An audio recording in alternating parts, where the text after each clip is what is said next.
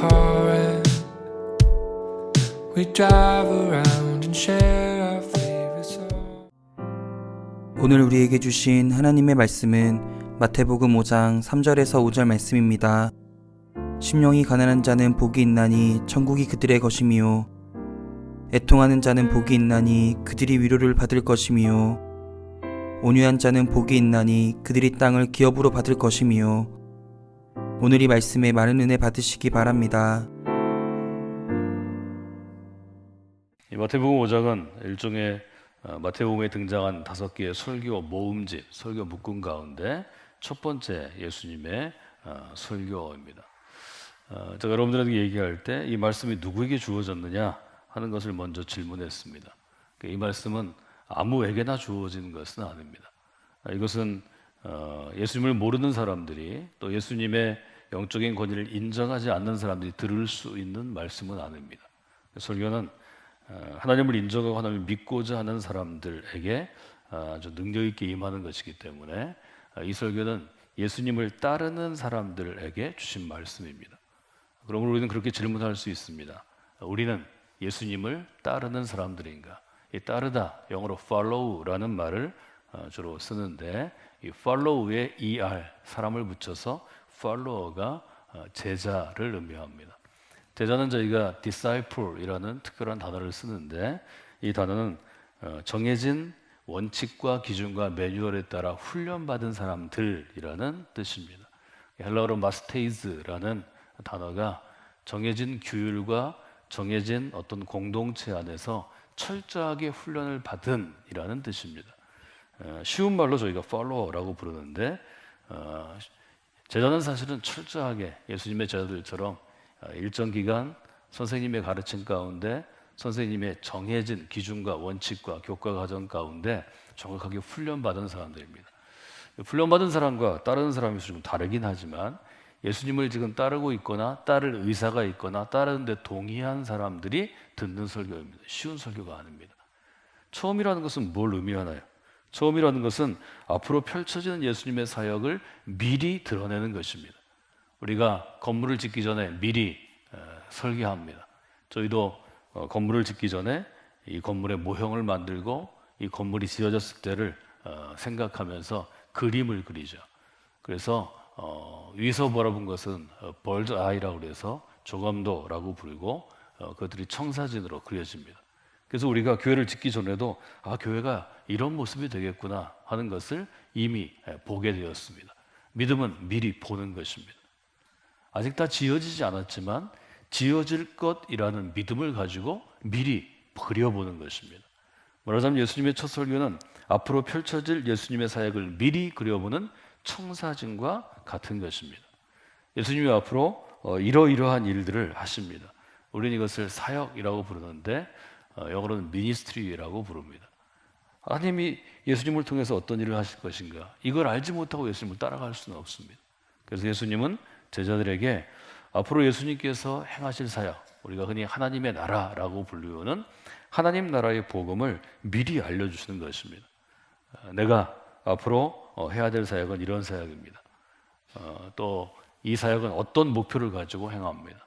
나는 이 사역을 이렇게 행할 것입니다. 이런 전략으로 이런 계획을 가지고 있습니다. 또 이렇게 실행할 것입니다. 예수님 이것에 대해서 얘기하시는데 첫 번째로 예수님의 사역의 특징에 대해서 지금 마태복음 5장 1절로부터 12절이 이야기하는 것은 이런 사람에게는 복이 있습니다 라는 선언입니다. 이런 사람에게 하나님께서 복을 주십니다. 혹은 복 있는 인생으로 이끌어 주십니다. 이것은 앞으로 하나님의 나라 가운데 우리가 원하는 것 혹은 우리가 이루어 가야 할 것은 이 복이 있는 인생으로 살아가는 것입니다. 즉 하나님의 나라는 사랑으로 이루어지는 것입니다. 하나님의 나라는 하나님의 은혜를 받고 하나님의 은총 가운데 살아갈 사람으로 이루어진다는 것을 우리가 보게 됩니다. 사람이 중요합니다. 사람을 중시하지 않는 자는 교회를 세울 수 없습니다. 교회는 사람들로 이루어진 것입니다. 여기 예수님을 따르는 사람들이고 구약의 율법으로 이야기하면 토라의 길을 따르는 사람들입니다. 이미 토라의 길을 따르는 사람들이라는 개념이 구약 가운데 있었습니다.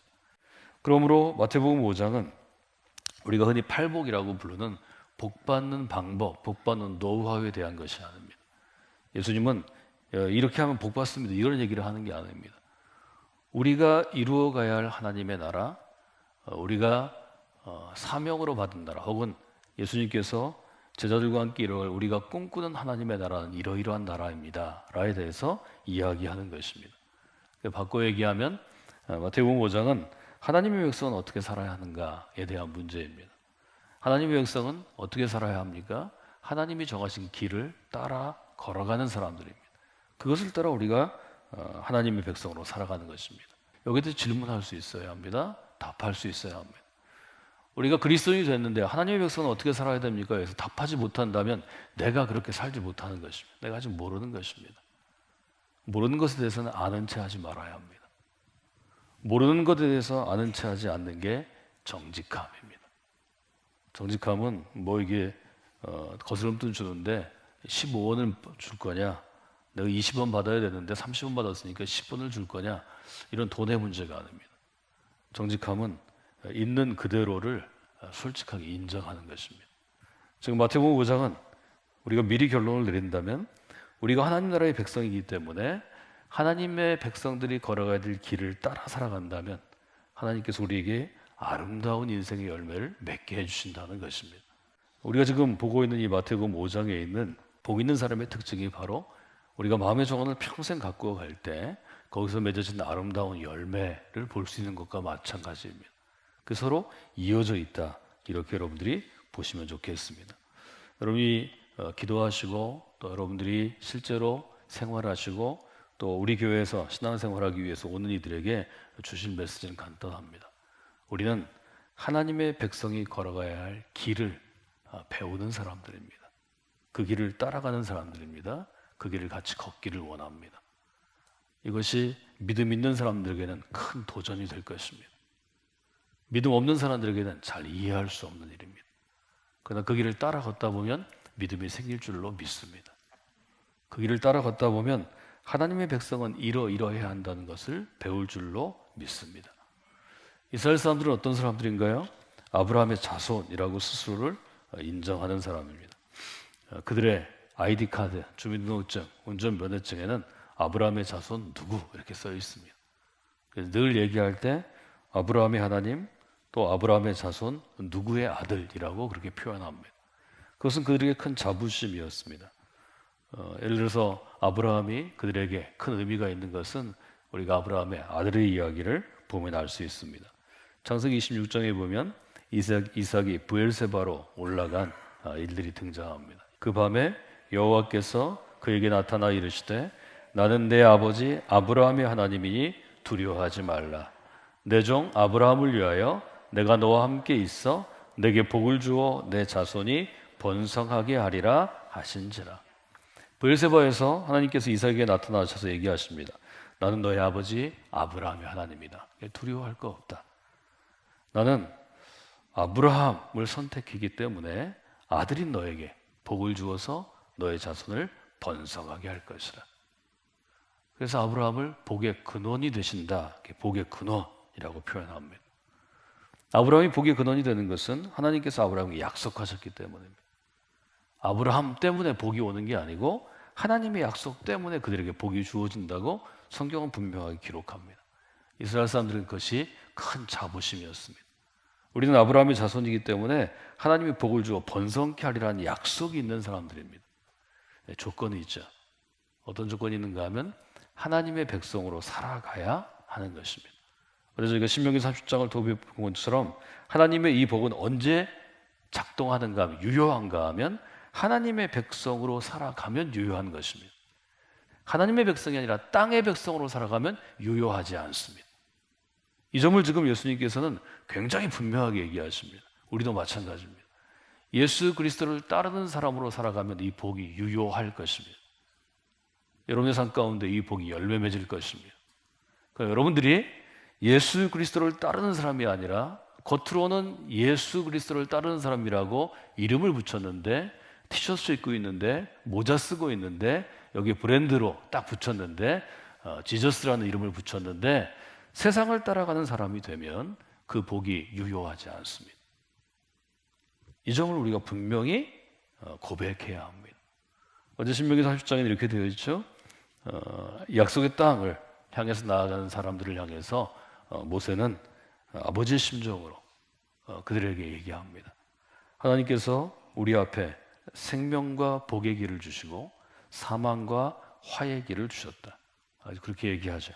우리 신명기 30장 15절로부터 20절 중에서 15, 16절을 함께 읽겠습니다. 보라, 내가 오늘 생명과 복과 사망과 화를 내 앞에 두었나니 곧 내가 오늘 내게 명령하여 내 하나님 여호와를 사랑하고 그 모든 길로 행하며 그의 명령과 규례와 법도를 지키라 하는 것이라. 그리하면 내가 생존하며 번성할 것이요 내 하나님 여호와께서 내가 가서 차지할 땅에서 내게 복을 주실 것이라.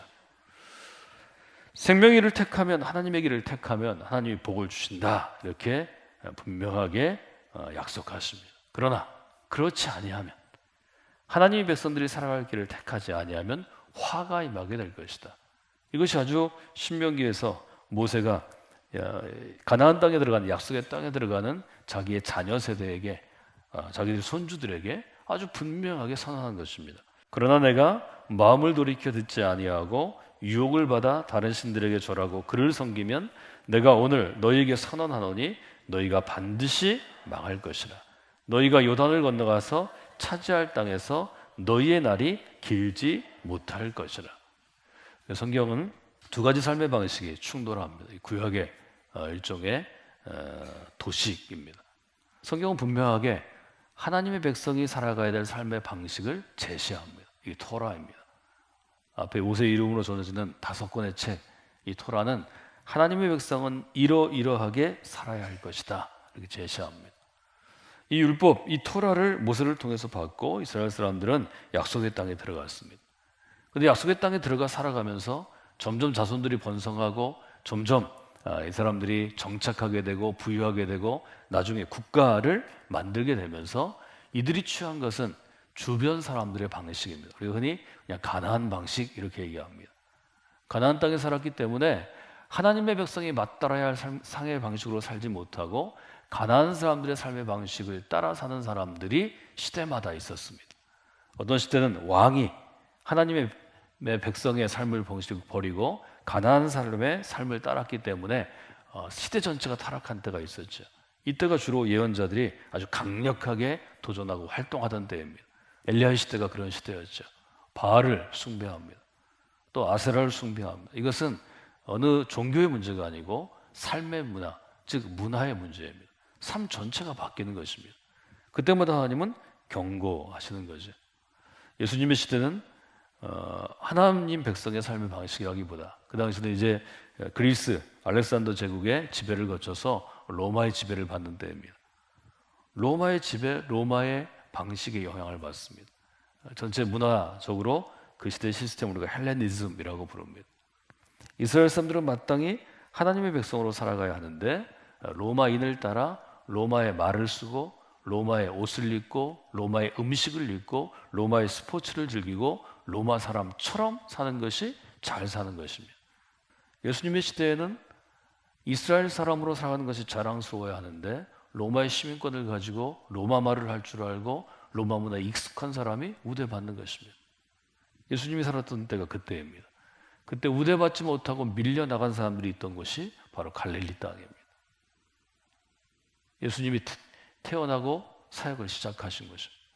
지금 이 첫 설교를 듣는 사람들은 밀려난 사람들입니다. 가난한 사람들입니다. 출세할 수 없는 사람들입니다. 성공에서 이미 탈락한 사람들입니다.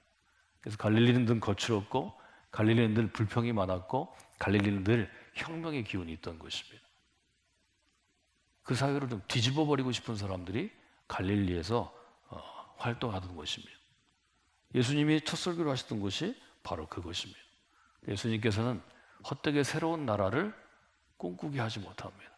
우리 모이자, 창을 들자, 결사체를 형성하자, 훈련하자, 그리고 이 나라를 뒤집자, 이걸 얘기하는 게 아닙니다.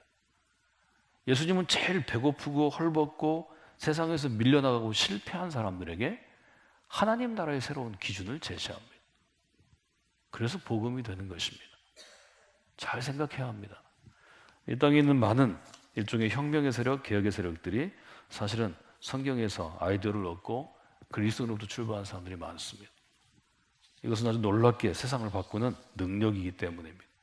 제가 changing future라는 말을 쓰는데요. 복음에는 changing하는, renew하는 가장 강력한 능력이 들어있습니다. 예수님께서는 지금 이스라엘이 처한 어려움, 갈릴리가 당하는 고통과 멸시와 힘듦에 대해서 얘기하는 게 아닙니다. 새로운 기준을 제시합니다. 이스라엘 사람들이 가나안 방식의 영향을 받아서 그들이 복이라고 하는 것들을 추구하고 있는데 그것은 뭐 부유함이고 건강함이고 성공하는 것입니다. 근데 예수님 앞으로 나온 갈릴리의 사람들에게 가난하고 부유하지도 않고 병들었고 건강하지도 않고 실패했고 성공하지도 않은 사람들에게 하나님 나라의 백성이 누려야 할 복을 설명하십니다. 사람들이 원하는 게 아닙니다. 사람들이 지금 들으려고 예수님 앞에서 귀를 쫑긋이 열고 눈을 똑바로 뜨고 무릎걸음으로 나온 사람들이 원하는 해답이 아닙니다. 예수님 입술을 열어 이렇게 첫 번째 설교를 시작하십니다. 심령이 가난한 사람에게 복이 있습니다. 이 말을 할 때 과연 그 사람들이 알아들었을까? 알아들었을까요? 못 알아들었을 것입니다. 새로운 나라를 꿈꾸는 사람들, 이 나라를 무너뜨리고 좀 새로운 시대를 살고 싶은 사람들에게 예수님은 얘기하십니다. 하나님의 나라가 그들의 것이 될 것입니다. 당신들의 나라가 아닙니다. 새로운 나라가 아닙니다. 예를 들면 어떤 이데올로기가 꿈꾸는 나라가 아닙니다. 열심당원들은 그 당시에 예수님의 시대 가운데 뭐 여러 그룹들이 있는데 우리 열심당원 얘기 많이 하죠. 열심당원들은 새로운 세상을 꿈꾸고 혁명을 꿈꾸던 사람들입니다. 실제로 총과 칼을 들고 연습하던 사람들입니다. 하나님의 나라를 그들에게 약속하십니다. 심령이 가난하다는 것은 뭘 의미하나요?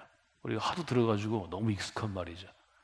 심령이 가난한 사람에게 복이 있습니다 이렇게 얘기하지만 이미 익숙해져서 심령이 가난하게 살지 않죠. 우리가 뜻을 알지 못하고 입으로 주절주절하는 것, 중언부언하는 것의 위험함이 거기에 있습니다. 성경을 읽을 때 뜻을 잘 알지 못하면 쉽게 외우지 않는 게 좋습니다. 성경을 읽을 때 우리에게 그 뜻이 완전히 와닿지 않는데 중요한 구절은 오래도록 두고 여러분들이 묵상하셔야 합니다. 심령이 가난하다는 것은 뭘 의미하나요? 나는 하나님 없이는 살 수 없다는 의미입니다. 이 가난과 부유함을 여러분 잘 생각하셔야 합니다. 심령이 가난하다는 것은 나는 하나님 없이 살 수 없습니다. 이렇게 고백하는 것입니다. 나 하나님 아니라도 의지할 때 많아요. 우리 아버지 부자예요. 나 좋은 학교 나왔어요. 나 직업 끝내줘요. 하나님 없이 나 잘 살 수 있어요. 이런 사람은 심령이 부유한 사람입니다. 나는 하나님 외에 의지할 때가 많습니다. 그래서 여러분이 잘 써놔야 합니다. 하나님 외에 의지할 때가 많으면 그 의지할 때를 끊어보시는 게 좋습니다. 포기하시는 게 좋습니다. 두 번째로 예수님께서는 애통하는 사람에게 복이 있다 이렇게 얘기하십니다. 왜 그러냐면 심령이 가난하지 않으면 애통하는 마음이 없어지기 때문입니다. 애통이라는 것은 뭘 얘기하나요? 다른 사람이 고통 가운데 있을 때 슬픔을 느끼는 것입니다. 애통하는 마음은 슬퍼하는 마음입니다. 다른 사람이 힘들어할 때 나도 애잔하게 슬퍼하는 것입니다.